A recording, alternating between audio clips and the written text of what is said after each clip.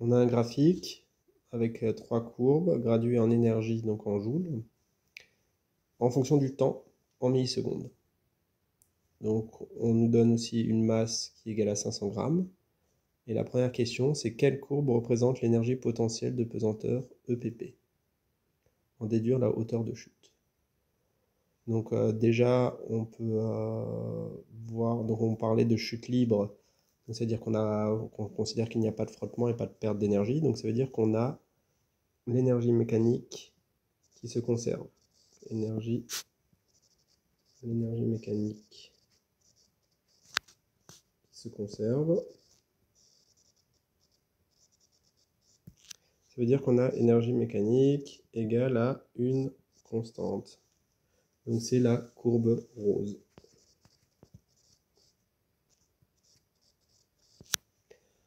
Donc ensuite, quelle courbe représente l'énergie potentielle de pesanteur EPP? Donc je rappelle que l'énergie potentielle de pesanteur, c'est égal à M fois G fois Z.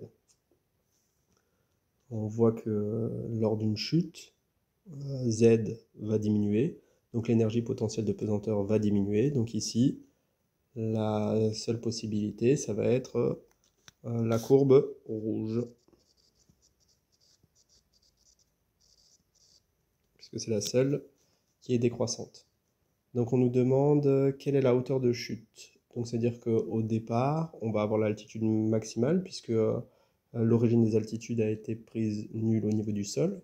Et donc on va avoir, par lecture graphique,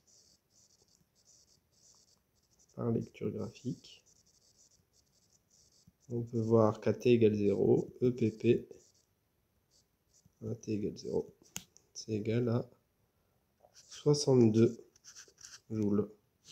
Donc maintenant, on place ça. EPP à t égale 0 égale à mgz. Du coup, il faut qu'on fasse passer m et g de l'autre côté. Du coup, je vais avoir EPP t égale 0 divisé par mg qui sera égal à z. Donc z, c'est égal à EPP égale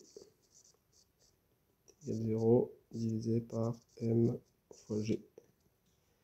Donc 62 joules divisé par 0,500 fois 9,8. On va trouver une hauteur de 12,6 mètres. Voilà pour la question 1. Question 2. Quelle courbe représente l'énergie cinétique EC? Donc par élimination, il ne reste plus que l'énergie. Il ne reste plus qu'une seule courbe à déterminer qui est la courbe verte. Donc l'énergie cinétique, je rappelle la formule, c'est 1/2 m fois v carré. Si au départ on n'a pas de vitesse initiale, donc on a une vitesse égale à 0, donc c'est la seule courbe qui à t égale 0 passe par 0, donc c'est bien la courbe verte.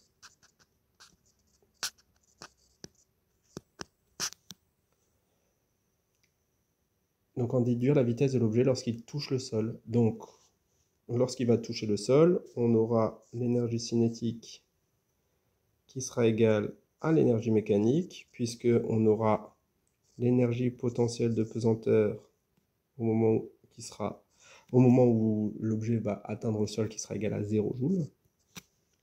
Du coup, on aura 1/2 de m v carré qui sera égal à EM qui sera égal à 62 joules d'après la question d'avant. Donc, la vitesse au carré sera égale à 2 fois EM divisé par M. Et du coup, la vitesse sera égale à 2 EM sur M. Et on fait la racine de cette expression. Donc ça nous fait racine de 2 fois 62 sur 0,5. On trouve 15,7 mètres par seconde.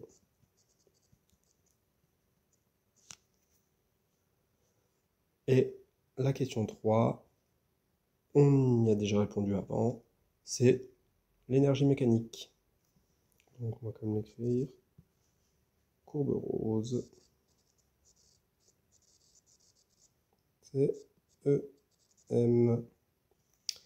Et voilà pour l'exercice 19.